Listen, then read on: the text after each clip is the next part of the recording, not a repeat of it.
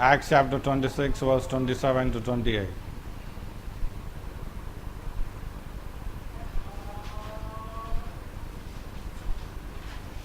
Acts chapter 26, verse 27 to 28.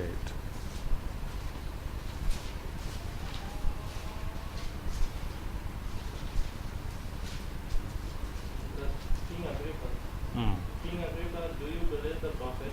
Mm. I know that you do believe. You do believe. Mm. Then Agrippa said to Paul, you almost persuaded me to become a Christian. Okay, so this guy also believed. Okay, this guy also believed that there is God, a Jewish God, and he is a God. So what? Believing. I am believing that there is a God. So, is it developing any interest in your heart to do what he is saying? You have heard so many messages. How many of the messages have made a difference in your heart? Okay, maybe we are hearing, once we go out, we are forgetting. Maybe we are filling up books, but once we go back, we are again into the world. Okay, maybe we are trying to listen, once you have heard, that's it. Has it made any difference in your life? No chance. Why? Because you are intellectually satisfied. Man's soul has two needs. One is a desire to be loved, and second is a desire to know. And man, you know why he tries to hear new things? Because he is trying to satisfy that need of the soul. When he hears new things, he feels satisfied for some time. And that's why he hears. That's it. So if you are coming with that attitude because he is speaking something new and let's listen and be satisfied, there's no use. What's the use? You're wasting your time. Okay? So there are many who do that, whose belief is only till listening. Okay? Whose comment is that it's good, that's it. But is it developing any interest in their hearts? Do it? No chance. Why? Because we have many other priorities. Is that what is happening? That's why your faith is just an intellectual faith without making any difference in your life. Okay, so if you are just without, there is no moral response to that, there is no spiritual response to that, there is no moral change happening in your life, there is no spiritual change happening in your life, you are just listening to that, but you are not bringing any changes in your life because you have heard that word. Your faith is just like that intellectual faith which makes no difference in the life of a person. Okay, maybe you are in that place, check that. Second, faith for signs. Okay, it is basically a faith that you put that something will happen in your life. Some problem will be solved in your life, some solution will be given in your life, some issues will be solved in your life, and that is why you are putting that faith in God. So faith for miracles or faith for solutions in your life, that's it. So you are putting faith in God that some things will happen in your life, some problems will be solved in your life, some struggles will be gone in your life. If your faith is still there only, if it is still there only, it's not real faith. It will not make any difference in your life. Okay, maybe your problem will be solved, and once your problems are solved, you are back again into the world. I've seen people when they are in problems, they are in prayer, they are in word.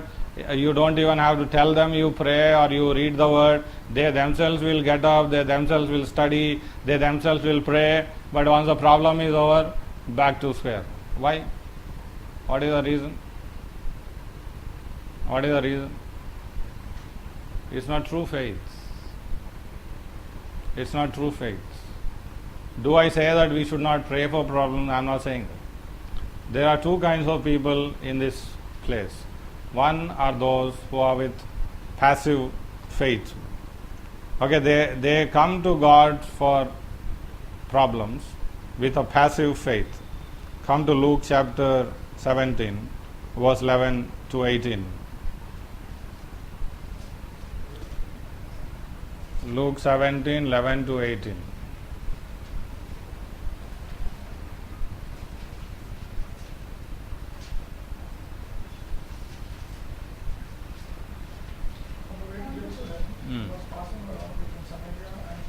Hmm. And as he entered a village, he was met by 10 lepers, who stood at a distance and lifted up their voices and said, Jesus, Master, have mercy on us. When he saw them, he said to them, Go and show yourselves to the priests. And as they went, they were cleansed. Then one of them, when he saw that he was healed, turned back. Okay, so what happened to those 9? What happened to those 9? They were only praying, they were only crying out, they were only spending time with God until their problem was over. Once the problem is over, they are back into their life. But this one guy shows an active faith. His faith was not just limited to what God will do in his life, but he wanted God in his life. He came back. Okay, he came back. He was not there only to find an earthly solution. He was there to find an eternal solution in his life. And he found that. Okay, maybe you are a person who is coming to God only for earthly solutions, but you are not coming to him for eternal solutions. And that is why your faith is struggling. Have you found eternal answers, eternal solutions for your life? No. But once my earthly struggles are over, I am back to the world. Okay, this is a faith limited to the science and selfish reasons. That's it. Another aspect. Temporal faith or temporary faith. Okay, this kind of faith is that you accept the truth. Okay, you are persuaded that it is truth and you are trying to respond to the truth in your life. Okay, Matthew chapter 13 verse 20 and 21.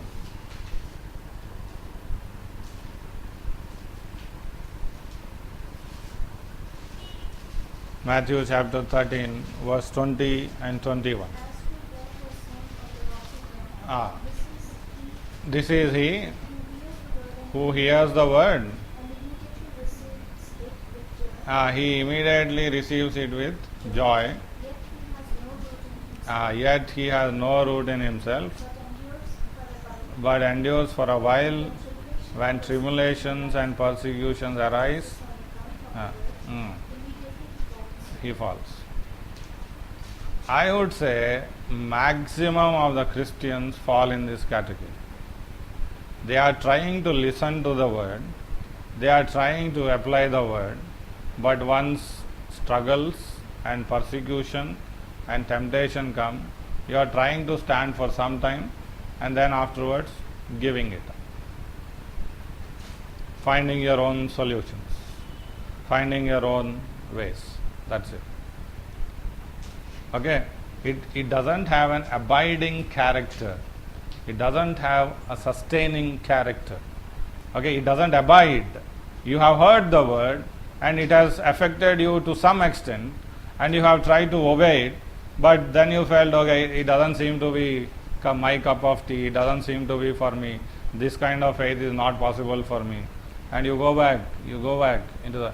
So, this kind of faith doesn't have an abiding capacity in it. It is basically an imaginary faith. You know, some of the Christians say, I want to do that and I want to achieve that and I want to do this for God and that for God. I want to stand for God. I want to overcome these things in my life.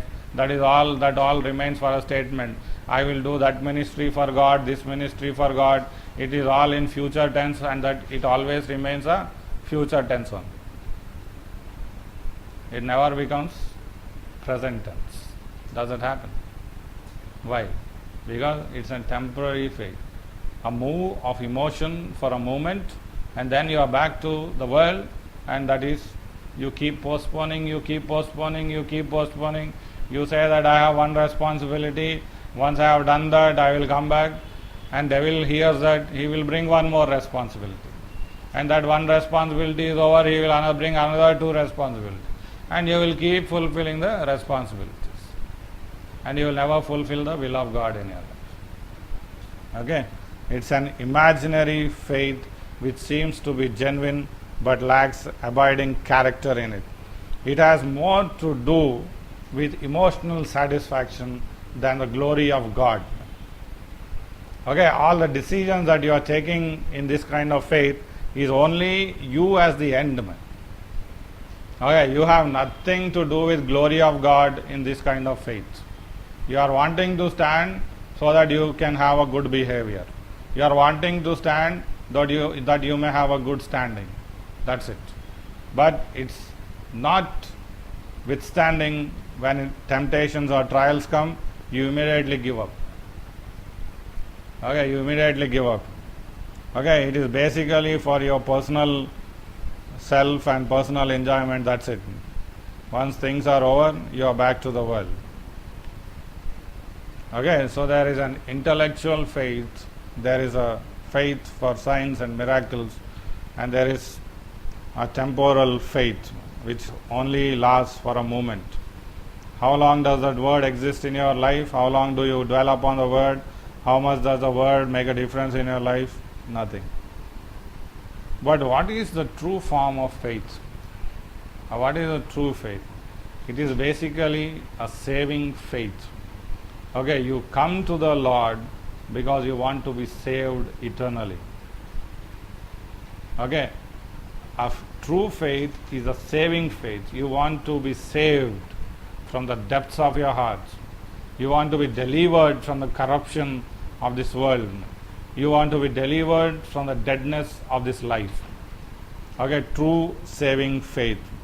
Okay, it comes from a heart which has been regenerated or which has been really been born again. The moment you receive that word, you make a decision that it will become the part of my life. Okay, you have heard the word, a word has touched you, and you have said that this is something for me and I should apply it in my life. How many times you have heard that kind of word only to be again thrown back in your shelves? Has it happened? Has it happened? But a person with true saving faith will not leave until that word becomes a reality in his or her life. Okay, you are struggling with lust, you are struggling with anger, you are struggling with unforgiveness, you are struggling with consistency. How much of the word are you holding in your life to deal with them? Are you, or it's just there? You are just hanging on, those things are hanging on. For years those things have been hanging on, but God has given you a solution through the word, but you are not putting faith in that word to be saved from what you are struggling for so many years. Why? What is the reason? What is the reason? Because you are not serious about change in your life. You truly do not want to be transformed into the image of Jesus Christ. That is not a consuming desire in your life. Okay, if to be transformed into the image of Jesus Christ is not your consuming desire, your faith will always struggle. Okay, your faith will always struggle. You are just wasting your time hearing the messages. You are wasting your time sitting in the churches. Truly. If